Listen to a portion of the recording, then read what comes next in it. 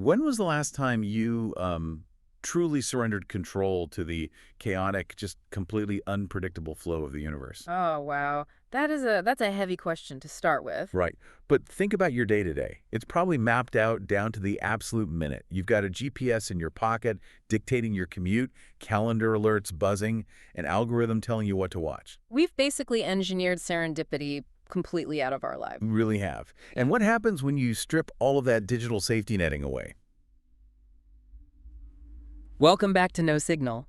Today, we're stepping back into the year 2000 and 2001 to follow a man who literally bet his survival on the whims of total strangers. Yeah, we are continuing our deep dive into the incredible journey of Marcy. He's this Japanese backpacker who's been hitchhiking his way down from the freezing, snowy wilderness of Hokkaido, trying to reach Kyushu, all before crossing over into Asia. And we really need to ground ourselves in the reality of this era. Marcy has no smartphone, no translation apps, no digital backup plan. Nothing. He's relying entirely on paper maps and the erratic generosity of passing drivers.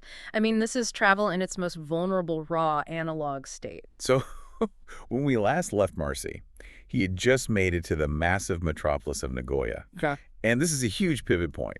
Today, we're going to watch his street smarts get pushed to the absolute breaking point. Oh, definitely. We'll see him forced to break his own cardinal rules.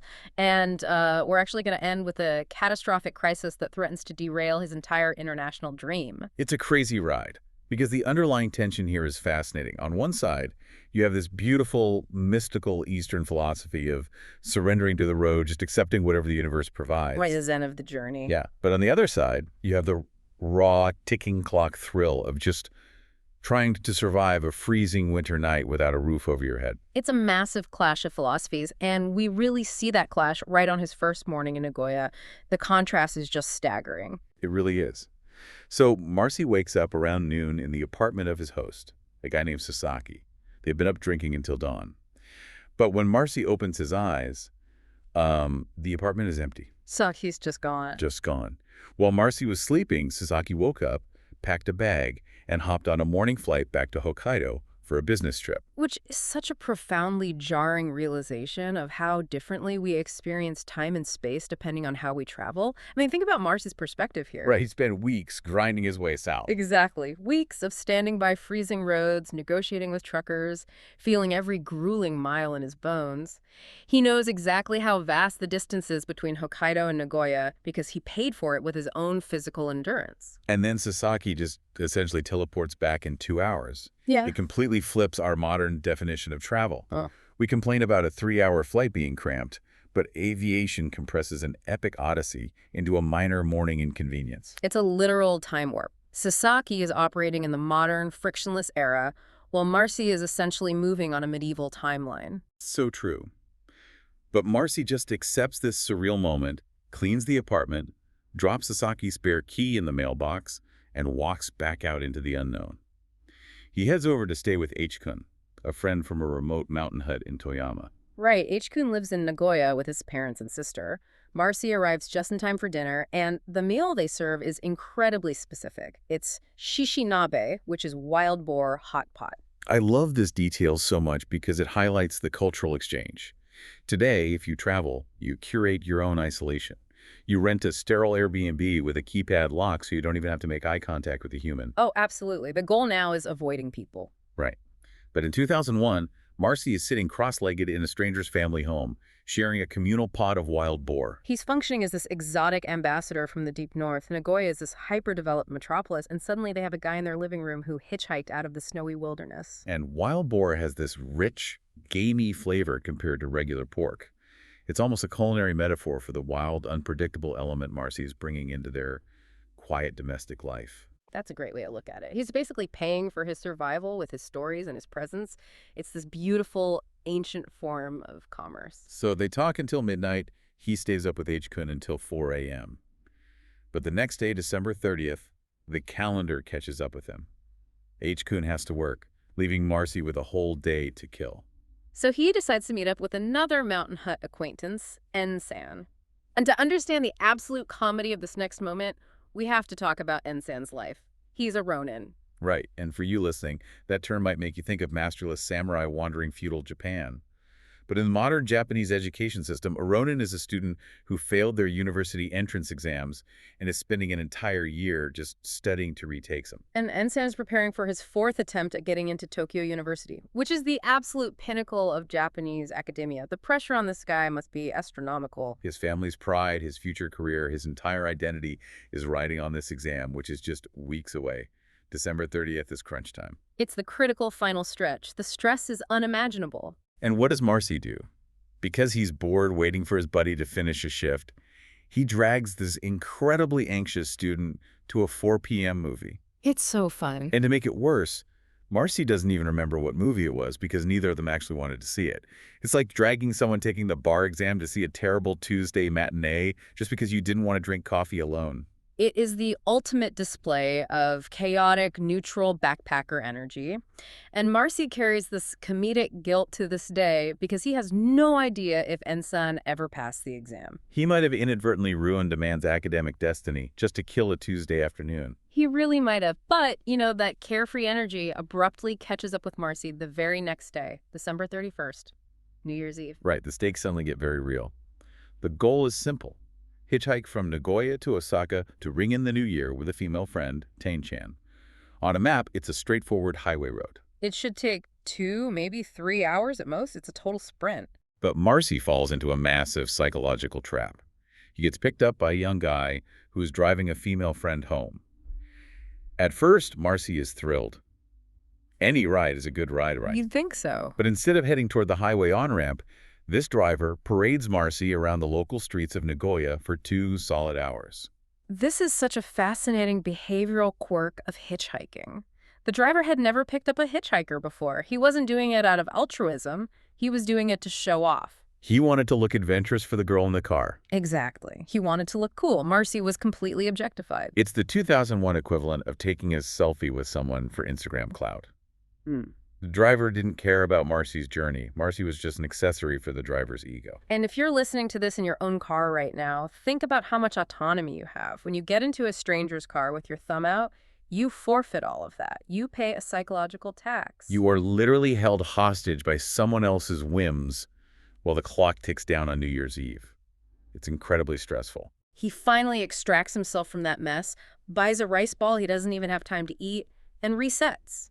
He gets a few brief rides, a sweet older couple, then a delinquent car enthusiast driving the wrong way who drops him near an interchange anyway. Right, so he makes it to a highway parking area. He's poised for the final sprint to Osaka. But then the ultimate survival crisis hits. The sky opens up and it starts pouring rain. And this is where it gets dangerous. Well, let me push back on that for a second. Why is rain such a catastrophic event? Can't he just throw on a poncho, keep his thumb out, and wait it out? No, because it completely alters the psychology of the encounter for the driver. Think about it. When you're standing in a downpour, you have a painfully narrow window, maybe 5 minutes, before you transition into what the hitchhiking community calls a wet mouse. A wet mouse. That paints quite a picture. Doesn't it? Imagine you're driving a clean, dry, heated car.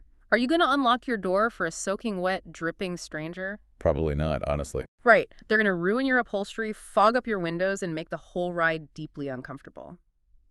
Once Marcy becomes a wet mouse, his chances of a ride don't just decrease. They plummet to absolute zero. It's a frantic race against the elements. But remarkably, he beats the clock. A young couple heading toward Tenri picks him up just as the rain starts. But once he's inside, the weather devolves into a violent, torrential downpour. It's getting dark, it's New Year's Eve, and Marcy looks out the window and realizes a harsh truth. Once they drop him at the next interchange, he instantly becomes a wet mouse in a storm. He will never get another ride. This is where Marcy's raw survival instincts override his pride. He invokes the New Year's Eve rule. He swallows his pride, abandons the hitchhike, and asks them to detour to the nearest train station in Tenri. He buys a ticket to ride the rails into Osaka. It is absolutely the smart play to stay alive, but the irony of this moment is just incredible to me. Oh, it's hilarious. He adapted so well to the raw wilderness. He survived blizzards, slept rough, navigated by the sun. But the moment he steps back into civilization, the infrastructure completely breaks him. He fails spectacularly at taking the train. How does a hardened survivalist fail at a basic commute? Because the environment demands an entirely different skill set. On a highway, it's binary. You're moving closer to your destination or you aren't.